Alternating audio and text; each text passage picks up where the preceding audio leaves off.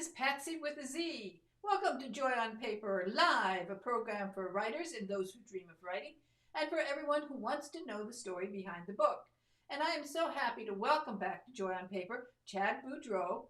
And the new book is called Mob Justice, and he was on the program for the first book in the series called Scavenger Hunt. And at the time, I predicted not only that he would have a second book and a third book, a fourth book, many, many books to come, because everybody just fell in love with his book. It's fantastic. He has two wonderful characters. Um, and, sometimes it's just a character will just get into your system and you just like the character right away. And his name is Blake Hudson. And then Blake, and we'll hear all about it. But Blake has a pal, a dog, a Great Dane named Judge. And the two of them are absolutely fantastic together. And so here's Chad, and we're going to talk about the new book and what I predict are going to be many, many, many, many books to come, because I think of him already as the next global best-selling author. So here's Chad.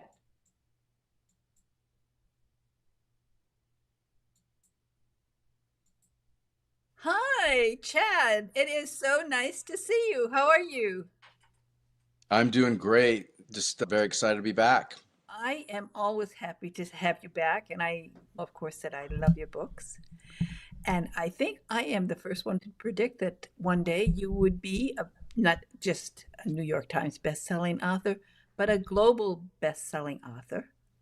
And I'm sticking with that because you're getting better and better all the time. I appreciate that. Keep your money in your purse, though, but I appreciate the encouragement. Oh, no, I know it's going to happen for you. I absolutely do. And now with Mob Justice, your new book, oh, it's so good. And it is really great. And of course, we are back again with Blake, and we're going to talk about Blake Hudson, because I don't know if I told you at the time, and then after that, when I was talking to people about your books, I would tell them that reading your book was like finding treasure, like a just felt like I was just opening a treasure box. And the minute I read, first I got to Blake Hudson, and then when Judge appeared, I said, that's it. This guy has a winner here. And I knew that it was a character, so much so that I already, I felt like I knew them. And I knew that you would just roll with it. So, how are you doing? Are you thrilled with where you've gotten? I am. I'm very happy to be back in the Scavenger Hunt series. And the last time we spoke about my second book, Homecoming Queen, which is off, I love the book, but by the time that I was almost done writing Homecoming Queen, there was a call for more Scavenger Hunt. And so I heard the call, and it fell in line great with what I had in terms of stories in my head. And like you said, Blake Hudson returns, and he's back in trouble, and we have to figure out how and if he gets out of it. Oh, he's going to get out of it because, as I said, and I predicted at the time, I said, as a matter of fact, when you wrote, I got the notice that you had your new book out, and it was Homecoming Queen, and I thought, oh my goodness, what did he do? He didn't kill. What's going on here? Now, Homecoming Queen, of course, based in Corpus Christi, your hometown, and a story that, has been in you for a long time, I think, just had to come out. But I was waiting for Blake and Judge. So it's exciting that we're back and with a very exciting book, too. Mob Justice is, people write a lot of mob stories, but you have a real sort of inside angle on it. So tell people a little bit about why you know so much about the law, about mobs, and about justice. Yeah, and thanks for all that. I really grew up at the Justice Department, being around the titans, if you will, of those that brought down the five families in New York, and had started the organized crime strike force very early on in or I guess the middle of the 19th century, or sorry, scratch that, 20th century, 1960s or so. And so I had a wealth of information as a young lawyer working in DC to be around these folks that were on doing different things. They weren't doing that anymore, but they had all these great stories. And so I became fascinated. And then a lot of other people, I fell in love with the organized crime genre that we find ourselves on film watching. And so in preparation for this, I had a lot of experience in stories from the prosecution side of things, the government side. And I spent a lot of time researching the old mob movies, and because a lot of that bleeds into actual mafia culture in real life. And that was another lesson I learned. And so then I just had this story that I fell in love with about somebody who was a lot like Blake, who is a Department of Justice protagonist in my book, and a little bit naive, but extremely smart, and gets into trouble and he tries to find his way out of it. And his almost alter ego is a consigliere for the Chicago outfit, which was Scarface's gang back in the day. And those two blended together in a way that I think just really made for a great story. And so just seeing them going after one another and being really the focal part of the book really turned out probably better than I would have imagined. Well, it's always when you're writing a book like this that your bad guy, because you need a bad guy, but your bad guy is somebody that you can really get into, his personality, the way he thinks. And so tell us about Enzo Renzi. Yeah, so Enzo Renzi, like Blake Hudson, is a former Supreme Court clerk. So, if for those who aren't in the legal community, one of the highest echelons you can reach in our community, extremely bright, high horsepower. I came to write about Enzo because I was really fascinated by a story of somebody who had grown up, in his case in Sicily, in a very early age, makes his way to Chicago and is eating off the streets. And he becomes this amazing person who is really good at picking locks and getting stuff done for people just to survive. And then he finds his way into the school for very talented people that is off the books, and makes his way into law school and then on the court as a clerk. And then he decides that he wants to go into the organized crime area instead of what most of us do. We go work for the government or go into private practice. And I love that story because, as PatZi, most of my stories are trying to press into kind of the real heart issues in a character. And so in this case, I've always said, what if I would have gone to the dark side? And Blake's on the side of the angels, or so we think, and Enzo's on the dark side, or so we think. And then in the book, you find for both of those people, it's not really that black and white. And so there are several moments in the book that I had foreseen that I would write where they are communicating in a way that, because of who they are and so closely tied in their experiences, that they're able to have conversations that nope, they can't have with anybody else. And you get the sense that one of them's thinking, what if I would have gone to the other side? And Blake saying, what if I would have gone to the dark side? And so I thought that was pretty rich. Exactly. The funny thing, of course, the one who goes to the dark side makes more money than the one working for the government. Yeah. And again, like most of my books, not everything is as you think it might be when you start reading the book. And so one of the issues that I have, and I remember you talking to me about my other books and some of the characters that you liked, or you thought you would like a lot more than another character, but this character surprised you. And the phenomenon I'm seeing in this book is that a lot of people are saying, I really like Enzo, and I might like Enzo better than I like Blake because of what he's gone through, how he responds to things. But in both of those cases, I loved having those two characters juxtaposed, and I loved having those two characters battling it out, and all the goodness that came out of that in terms Yeah, of story writing. and I felt the same way. I love Sicily, so I had empathy for somebody who comes from Sicily. So so I'm like, okay. But you also have some wonderful other characters here. This time you have a team. of interesting characters. One of them, of course, is Audrey, which I love because that was my mother's name. And so right away I said, "Oh, I need to read about this." So tell us about Blake isn't alone in the fight here for justice. Yeah, so for those that read Scavenger Hunt, you know that Blake was a part of a clandestine group and they had to work outside of the legal bounds to get some things accomplished. And he got sucked into that. At the end of the book, he's almost a hero of sorts, but now we have a new administration and they want to get rid of the distasteful taste in their mouth of Operation Scavenger Hunt. And so Blake finds himself in the doghouse, if you will. He is in the principal's office at the Department of Justice, and his fate is in the hands of some highly bureaucratic people who really want to get rid of him. And he's got a savior of sorts who tells him, and actually this character loosely based upon my mentor there, a guy named David Margolis, has the same position, different characteristics. But one of the things he says is now you're going to be battling a new kind of scavenger. And he sends him to this organized crime strike force.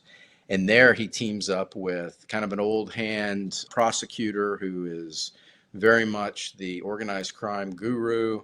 He's got some years on Blake, and then Audrey, who is actually, we think, a year or two younger than Blake. And she's newly minted, but again, extremely bright and very much part of the team. And so we get to see dynamics in this new team and how they operate. And it's the same Blake with a different team. So it's fun to watch how he responds to all that. Exactly. That's part of the fun, that you've created a new team with interesting dynamics. And as I said, I like Audrey, but there's also Obi and Bert. So how does it come along? Of course, you're probably people that you know have influenced your ideas for this team. Yeah, all my characters, I think, are an amalgamation of people that I know, and some of them are more influential than others. But I think for those authors that say they can just create a character out of whole cloth and not have any influence from people around them, I think they're kidding themselves, even if they're being truthful. And so for me, I know that in every character, I've got a blend of things. I said with my protagonist in Homecoming Queen, she was all of my best traits from the strongest woman that I know, and all of my bad traits rolled up into one, and which made her an exciting character, because I definitely have some bad traits that can get you into a lot of trouble. But with the team, I think the main one that I spent a lot of time focusing on was Obi. And Obi is really as close as I would ever get to creating a Q that you would see from James Bond. He is the computer guru, but he's very much into building vintage type systems. And I was very intrigued when I thought about particularly the wiretapping phenomenon, or the wiretapping process that goes into to capturing conversations of organized crime figures. I went back and looked a lot of the vintage stuff that would have been around back like in the 1960s, reel to reel and things of that nature. And so I had Obi build this amazing contraption that they use to capture these conversations. And I think that we call it the fly on the wall, but the fly on the wall and Obi together being presented onto the team, I think delighted me to be able to write that, because he's an odd character, but he is a good soul.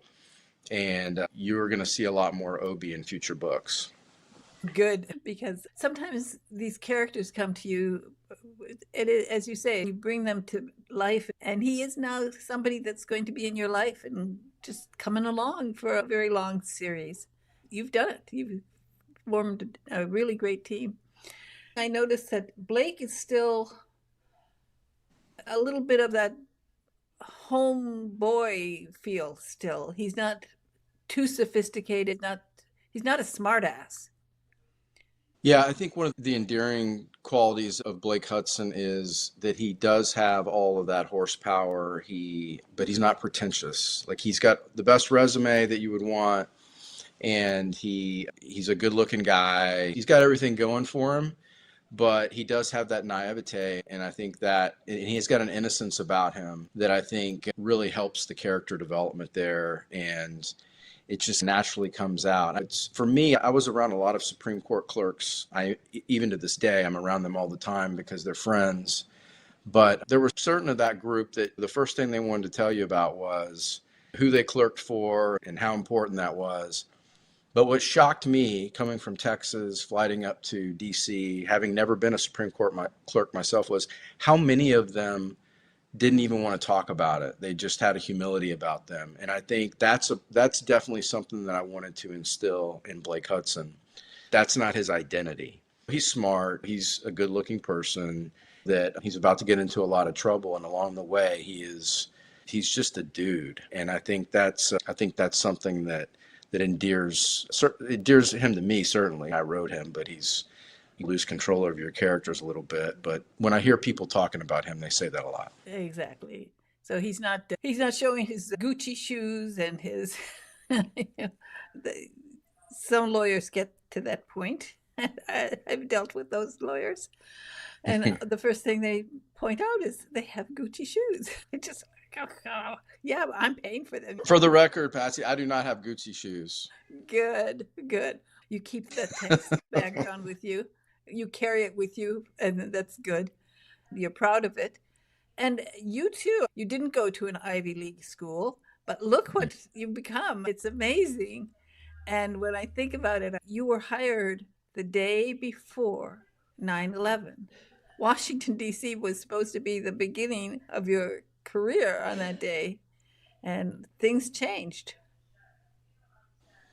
Yeah, everything changed for a lot of people that day, and my life certainly changed, not in ways that I can ever imagine for others, but we were thrust into an environment as young lawyers, a few of us, where we got to do a great many things and at a pretty high level. Being a lawyer is great in some instances. If you get the right job, you get to work on things really high level, no matter where you are. When you're at DOJ, right after terrorists have attacked your country, you get a lot more.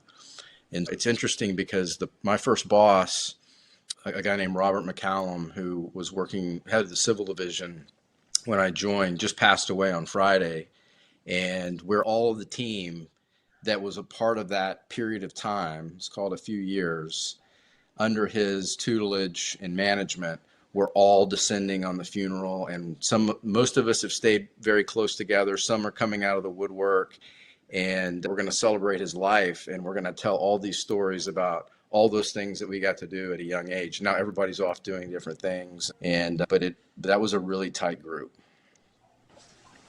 You went on to a career working for a major company as a lawyer, but once you started writing, then you got your foot back in the Washington group, surrounded by all those people. And of course, they've helped you through the years as you've been writing, and now you get inside information, and which is cool. Now, had you worked in Chicago before for the Justice Department? Had you already been there? I've traveled to almost every big city. The one place I have not been is Chicago. So I can't tell if your Chicago is the real Chicago because I haven't been there. Had you been there before you started this book? Not in a professional capacity outside of, I had one of my first big arguments there at the department, and I've always been in love with Chicago. I love the place. And so for this book, I spent a lot of time on the ground researching.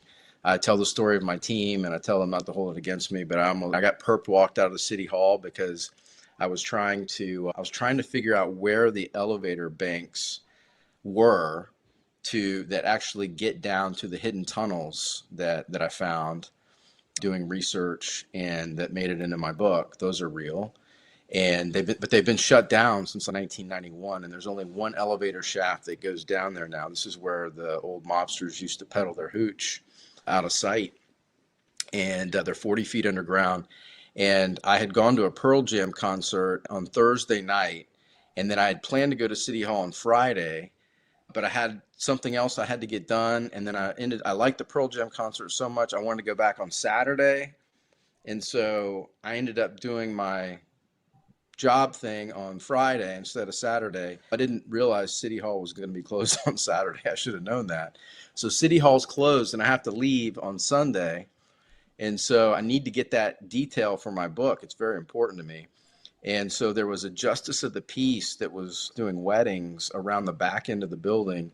And I had on a t-shirt, and shorts, and I snuck in with everybody else on that were wearing tuxes and such. And I found that elevator bank, but one of the security guards said, "What in the world do you think you're doing?" And pretty much grabbed me by the arm and told me to get lost. So she gave me a pass. But yeah, I did a lot of that in Chicago. I took a lot of pictures in places people didn't want me taking pictures. I lined up some people and paid them $20, $40 to give me the real scoop, and did a lot of on-site research there. I will say that when you talk about people who give me inside information, and I say that in a very benign sense, I don't write about classified stuff, and I don't write about inside information for my company or anybody else's, but just telling me what's going on and things. The real wealth that I get from my friends and former colleagues is in those areas where I'm not the true expert, they come in and they fix that for me. So in this book, the one area that I did not know enough of and I needed to was wiretapping. And not just the machines and all the things that go along that, the technology, but just actually the language that people use with it. And so I had the former head of the DEA and the number two at the FBI both look at those areas where I had written that, and they said, that's not the language we would use in that particular sense. This is what we would use. That's not exactly how that works. This is exactly how it works. And so all of that I captured and then put into the book. I think it reads so well because it has this authenticity. You can't just pick it up from looking online. You need some input. Yeah, and it needs to be honest. And believe me, the prosecutors in particular are very honest. They do not like. So let me tell you about this phenomenon that I hadn't come across before. With the way Blake Hudson gets in trouble in mob justice, he does things a normal prosecutor shouldn't do. And that's where the story gets really interesting. The prosecutors who read my book ahead of time say a prosecutor would never meet with Enzo Renzi like that. He'd become a witness. My editor is saying, if you wrote a book the way the prosecutors wanted you to write it, you won't sell but two of them because it's not going to be exciting. So the way I fix that is, you've read the book, so you'll see occasionally Blake will say, I probably shouldn't do this because prosecutors aren't supposed to do this. And then he does it anyway. That's the way I bridged that chasm between the creative side of my life and the prosecutorial non-creative side of my life. And so now everybody's happy. So this is again, now this of course is book 2 in the series. Are you already working on book 3? I am. Book 3 in the series is tentatively called Border Fall. And I'm probably about a third of the way through it. And there's going to be some other characters from the first Scavenger Hunt novel that are going to come back. And there'll be some new challenges that they'll have to undertake. It'll be largely take place in Arizona and in Mexico, and in a little bit of Washington, D.C. as well. So I'm really looking forward to that one. Blake will have a somewhat of a role in that book as well. The main protagonist in that book will be Jake Reed from the first one. And he was one, like Blake, that people said we really need to see more of Jake Reed. This is a CIA ground branch guy who's got a little darker side to him, and he's going to be back in a different role. So what's the location for that one? Yeah, so Blake definitely, I haven't got to those scenes yet, but they're definitely in my head. He's going to play a significant role in aiding Jake in his troubles. And Blake will probably be back in DC and then flight down. He'll be teaming up with Jake somewhere, probably near Nogales, Arizona, which is one of the big ports of entry there between the Mexican side and the United States side. And again, this is not going to be a political large P book about immigration, but I spent a lot of time when I was at the Department of Homeland Security down in that area, a lot of time. And it's one of the most fascinating, darkest, and my book's not going to be that dark, but one of the most fascinating things that nobody really talks about the right way. So if you're watching Fox News and you hear about immigration, you're going to hear one thing. If you're hearing from CNN or MSNBC, you're going to hear another thing. And every time I watch either of those programs, I'm like, you're missing the main point. And so I'm going to bring the human element into it a lot more, and some more tactics and things that people exploit down there. And then we're going to make a great story out of it. So hopefully, like all my other books, you read the story for entertainment value, and pick it up and don't want to put it down because it's a good story. But then along the way, without being patronizing, I think you're going to learn a little bit more about that area and maybe take something with you beyond just the story itself. It's like we learn in your book here about Chicago. I don't know how, I'm sure everything that you put in there is accurate, but you really brought Chicago to life for me because, as I said, I've never been there. I I've had books where there mobs and or murders, or I had a serial rapist in Chicago, set in Chicago, but I never got a feel for the city. But I Hmm. think you managed to do that. You gave me a feel for the city. You can.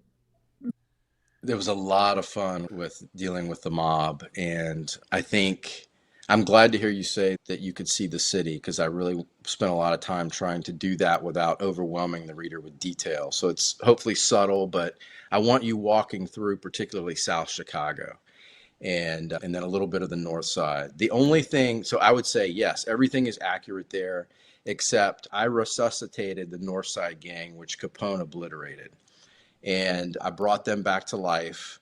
The Chicago outfit still exists, and it's more of a business operation. They're not choir boys. It's more of a business now than it would have been back in the 1930s or even the 1960s. But I wanted those two rival gangs to be revitalized because there's such rich history with those groups. One you can think of more as the Irish on the north side of the river, Chicago River. That's the North Side Gang, and then the Chicago Outfit, which was the South Side Gang before Capone. And then trying to bring in the rich history of all of those godfathers and chieftains, and but in a way again that isn't hokey. One of the things you have to be very careful with in writing a book about the mob or organized crime is being hokey. There are some things that I drop in there that only those that are true experts in organized crime will pick up on, or maybe those that like to watch the movies. There's a few. Audrey has a T-shirt that has a saying on it that I'm not going to repeat here. It's not bad, but I don't want to ruin it. But it's something that unless you watch the movie from the 1930s, you wouldn't pick up on. So hopefully there's some nuggets there that people will pick up on. But I did not want to be comical in the way I portrayed the mob. They're a bad bunch, and I'll let Hollywood do that. But in terms of accuracy, it has to be accurate, or you shouldn't buy it.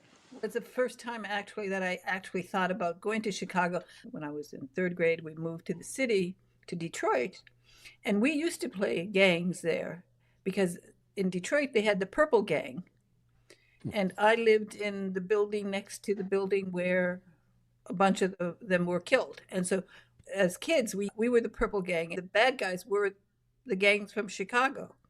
It's funny, but I had many opportunities. I just avoided it. So now maybe I'll go with your book. Where's Judge? I want Judge with me. That's what I want. Yeah, I want Judge with me too, but unfortunately, he's no longer with us except for in my pages. So, Tell people a little bit about Judge. We have to honor him because, as I said, the minute I got to Judge, that's when I just sat back and I said, okay, we have a treasure here. Chad Boudreaux is the next Clancy, or whoever we want to go with, Ludlum, whatever. And partly it was because it's Judge. yeah, so Judge was a Great Dane that my wife gave to me our last year at Baylor, and he grew up while I was in law school in a very small apartment. And then my wife and I got married, and we took him to Austin with us, and then he made the trip to DC, and we lived right, probably a 8 iron from the Capitol on East Capitol Street in a very small condominium, and Judge was like right there with us all the time. He ended up getting lymphoma and he didn't make it, and but that was my first baby. So he was definitely going to be in the book, my first book, and he's the only real character in any of my books. And he was probably in the winter months about a 140-pound black Great Dane, and like one of the sweetest dogs ever. I've got a great chocolate lab now, but he doesn't have affections like Judge did. And so Judge becomes a big part of the story in Scavenger Hunt, and of course he returns. There is a scene, I'll just spoil it for those who haven't seen it, where Judge is in a lot of trouble, and there's some suspicion as to whether or not he would make it, or whether he would die. And I can tell you, PatZi, when I do not just podcasts, but particularly when I do live events and I have people, let's say in a library or whatever, and they want to talk to me about my book, they tell me that they would have hated me if Oh, I would yeah. have killed Judge. And so I don't mess with pets at all anymore. They're all safe in my book. I'm just going to tell you, but Judge is safe. um, yeah. So Judge comes back. He's got a little bit more of a personality this time. So he becomes a little bit more emotional. For the third book, you get to do some research. You get to come back to Texas, but now that you get to come back, so you get to have real Tex-Mex food over here. So I just spent some time in Texas. I had a good friend of mine who was being awarded for being one of the best judges in Texas, and so it was a great celebration. And that's exactly what I did. I go to Matt's El Rancho and I go to Ironworks. I get my barbecue fix. I get my Tex-Mex fix, and anybody who wants to take me anywhere else other than Whataburger, I have to say sorry. I have to go to my staples. that's it, because now you're an Easterner. We have a farm too, and I would say that on our farm we have the best barbecue in Virginia. So we cook it like Aaron Franklin does down there where you are. Okay, that's good. And on your farm, do you have chickens? No, it's a tree farm, so I don't have any domestic livestock, but we have deer, we have turkey, we have coyotes. What we don't have that you have, and I'm very thankful, at least for now, is we don't have feral hogs, which can ruin your land, and we don't have rattlesnakes, which I'm deathly afraid of. Me too. I don't go into my garage, actually. Well, I have a younger brother who's a doctor now, and he was telling me a story about how in Austin and San Antonio that the rattlesnakes were evolving without rattles, and that was enough to scare me to death. So I'm glad we don't have them on my farm. Yeah, the only snakes I want to see are in a nice pair of cowboy boots. I have about 8 pair of cowboy boots right now. I think the very first time I read Scavenger Hunt, by page 5, in the back of my mind, I'm thinking someday it's going to be a series. When you were younger, had you had this feel for writing? I was really lucky to have some great creative writing teachers in high school, and two in particular. One of them just challenged us without limits. You can write anything you want, and here's what you do, and I don't really care, just write. And then in college, I had some good creative writing courses too. And I knew that writing was going to have to be a core competency for being a lawyer. I wanted to be a trial lawyer, which I was, and still think I am. But even trial lawyers have to be great writers because you're communicating at least 85% through your pen or your keyboard rather than being on your feet. You got to, if you've blown it before you get to trial, then it doesn't matter how good you are at trial. But what I didn't understand until I started writing my books was that the different kind of writing is night and day. And so you still have to know the English language really well. You should be really good with words. You should want to be constantly sharpening the way you communicate. But the method of communication between a novel and a legal brief is a different skill set. And I did not truly appreciate that. So I probably thought that my creative writing was going to help me become a better lawyer, and maybe it didn't, but I had to relearn how to write when I wrote Scavenger Hunt in order for it to be effective. And I think I told you I went through so many drafts I can't even count before it was something worth reading. And do you like working with editors? I do, and the more fierce the editor, the better. So that's another good thing. I think it's very hard, and I'm sure those watching that have written or aspire to write, it takes a lot of courage to turn over something creative to somebody and have them tear it apart. In the legal field, we do that all the time because we'd rather have it torn apart inside the house than at the courthouse.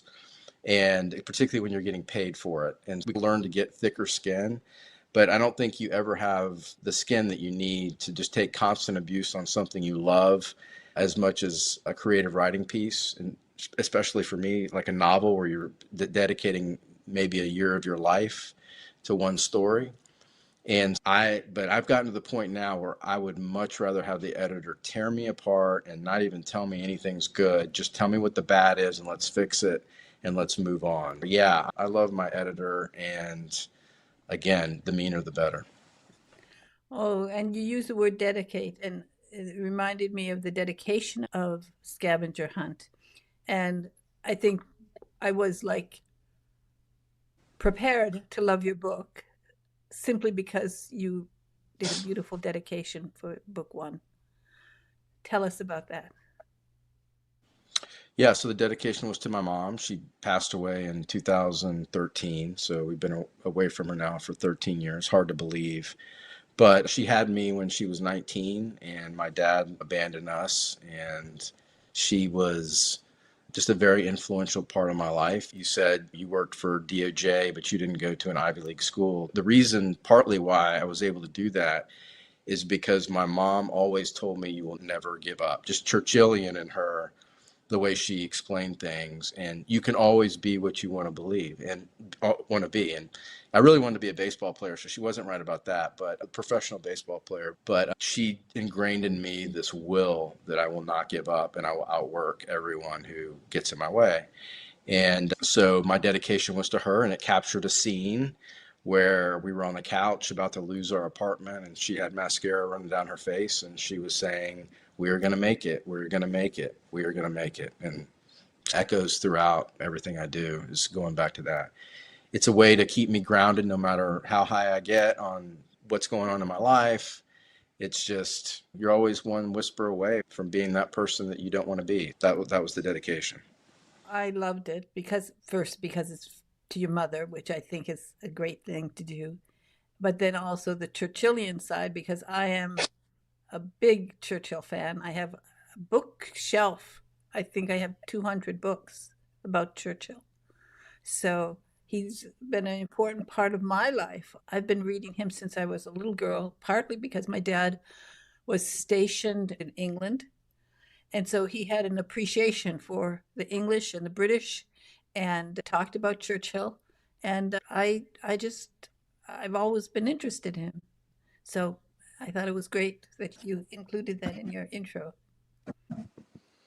Yeah, I'm not gonna mess up. It's probably already messed up because it's got my mug on it, but I'm not gonna mess up the scene here. But if I showed you around my study, you would see another shelf with Churchill books on it, and then an oil painting that I had done with Churchill. So we share that love of Churchill, probably because we know enough about history to know how important he was. So I'm glad to hear that. And of course, this book is dedicated to somebody important too. Tell us about him, This Margolis. book is dedicated to David Margolis, who was the self-proclaimed, and not even self-proclaimed, he was the cleaner at the Department of Justice. So you can imagine almost like a dean of a university over several decades.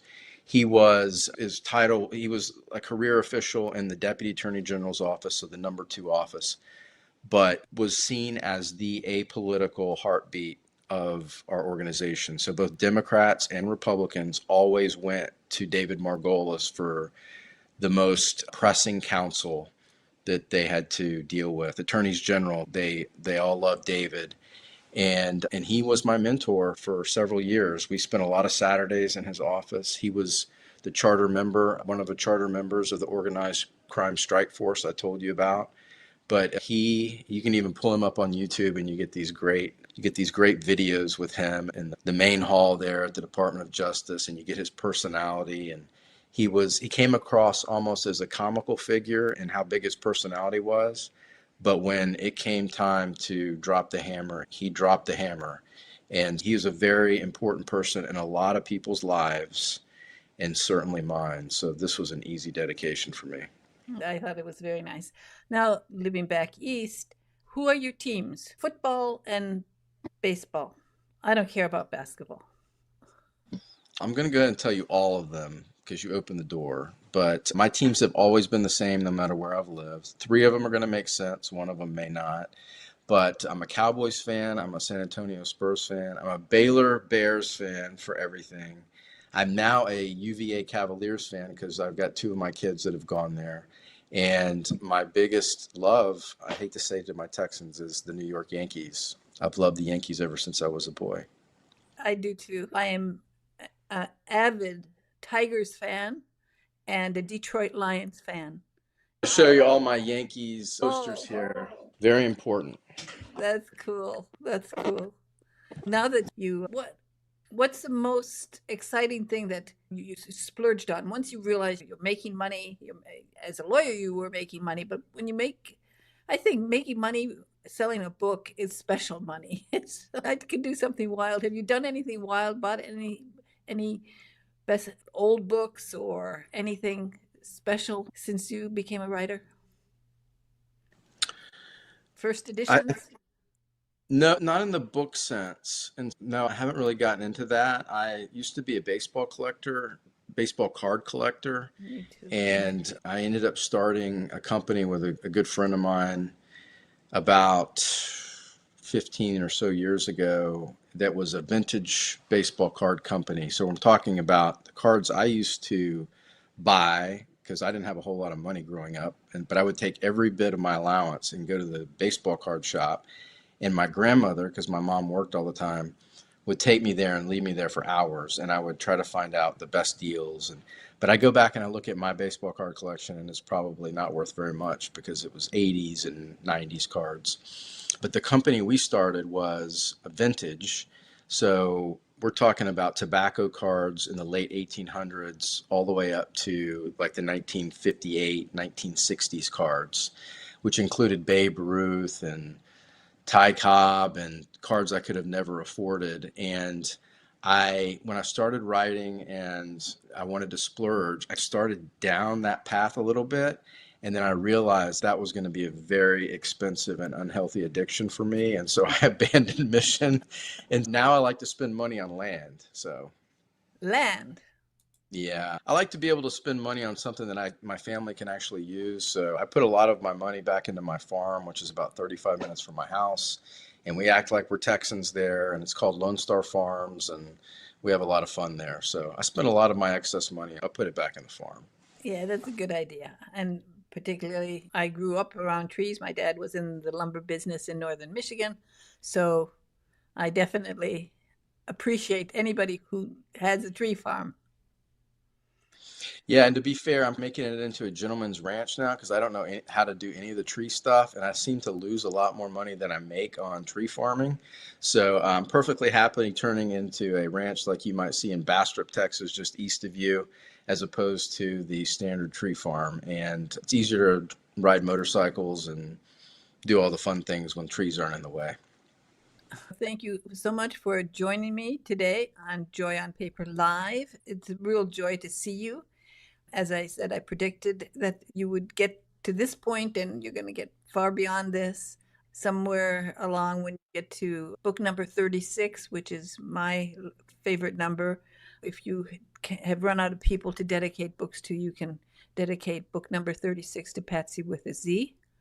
And remember this day because I know that there's going to be many more of our Blake Hudson books. So thank you for joining me today. You're welcome, and you're a great encouragement. And I will make you a promise that if I make it to book number 10, you're guaranteed a dedication in 10. Oh, you're a sweetheart. Again, thank you. And I will be telling everybody about this book because I think it's fantastic. You are just so talented. And Mob Justice is a terrific book, wonderful story, takes you to Chicago, and definitely your characters are fascinating. And thank you again for joining me. And we'll be talking soon, okay? Thank you so much. My pleasure. Thank you. Bye bye now.